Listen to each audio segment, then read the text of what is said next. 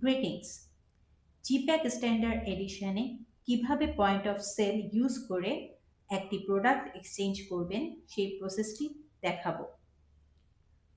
Pause module থেকে point of sell পেজে open করি। ধরুন আপনি কাস্টমারকে একটি প্রোডাক্ট সেল করেছেন। নেক্সট ডেতে কাস্টমার প্রোডাক্টটি এক্সচেঞ্জ করতে এসেছে।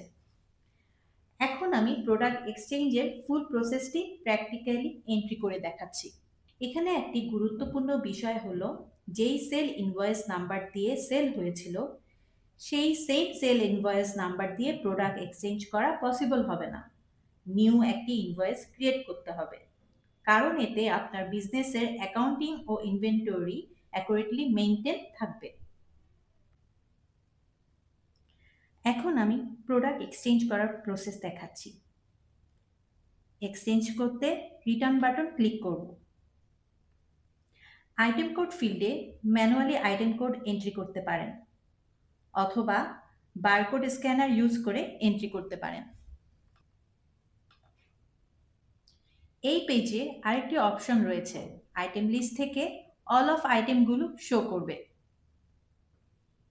আমি এখন একটি প্রোডাক্ট সিলেক্ট করছি, এন্টার করলাম। প্রোডাক্টটি গ্রিডে অ্যাড হয়ে গিয়েছে। যেহেতু এটি রিটার্ন এন্ট্রি, তাই প্রোডাক্টটি নেগেটিভ ফিগার শো করছে। কাস্টমার এক্সচেঞ্জ করে নিউ যে প্রোডাক্টটি নিতে চাচ্ছে তার প্রাইস অবশ্যই রিটার্ন অ্যামাউন্ট থেকে বেশি বা সমপরিমাণ হতে হবে। এখন আমি নিউ প্রোডাক্টটি এন্ট্রি করার প্রসেস দেখাচ্ছি। উপরে সেল বাটনে ক্লিক করছি, আইটেম লিস্ট থেকে নিউ প্রোডাক্ট করছি।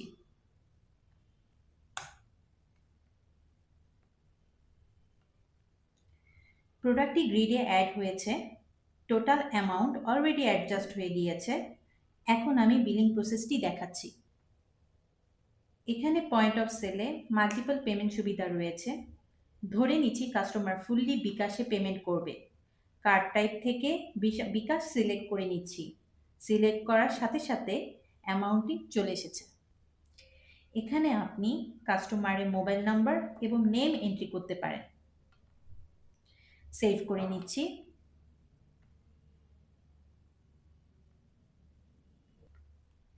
বিলটি চলে এসেছে। এখন আপনি প্রিন্ট করতে পারেন।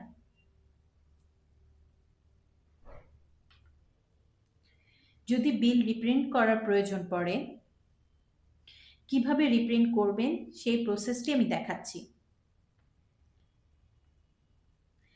রিপোর্ট বাটন ক্লিক করে ভাউচার নাম্বারটা এন্ট্রি করবেন। আমি এন্ট্রি করেছি। ইনভয়েস ক্লিক করেছি। আপনার রিপোর্টটি রিপ্রিন্ট করার জন্য তৈরি হয়ে গিয়েছে।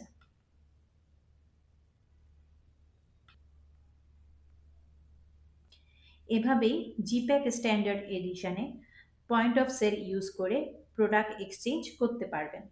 যদি পয়েন্ট অফ সেল নিয়ে কোনো ধরনের কোনো কোশ্চেন থাকে, তাহলে স্ক্রিনে দেওয়া নাম্বারে যোগাযোগ করবেন। আশা করি এই ভিডিওটি আপনাদের জন্য হেল্পফুল হয়েছে। ধন্যবাদ।